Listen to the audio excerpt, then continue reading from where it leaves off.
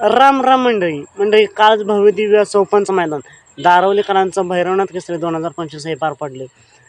या मैदानात प्रथम क्रमांक पटकावला सोन्या आणि लक्षाने. याच मैदानात महाराष्ट्राचा लाडका दशमिंद केसरी बकासूर सुद्धा आला होता आणि त्याच्यासोबत होता एक नवीन चेहरा वजनदार हरण्या असं का म्हणतोय तर मित्रांनो, तुम्ही STC लाईव्हला जाऊन गट सेमी आणि फायनल बघा.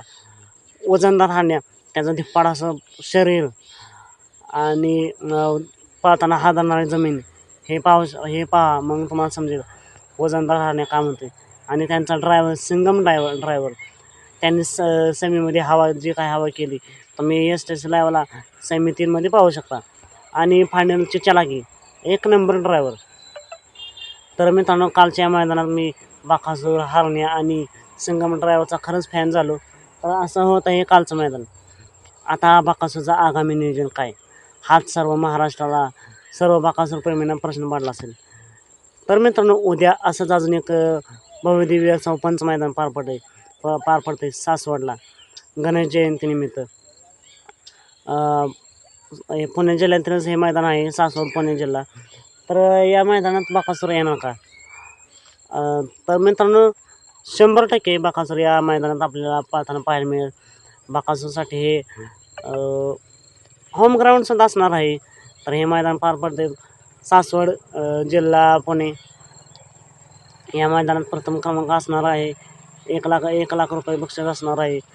तर या मैदानात बकासूर 100% आपल्याला पाहताना पाहायला मिळेल. बकासूरचं मैदान तर समजलं. आता अजून एक प्रश्न पडला असेल की या मैदानात बकासूरचा पायरा कोण? तर अजून तरी फिक्स पायरा समजला नाही, कारण बकासूरचा पायरा किती गुपित असतो हे सर्वांनाच माहिती आहे. तरीसुद्धा मित्रांनो, एक नाव समोर येतं आहे, वजीर 916.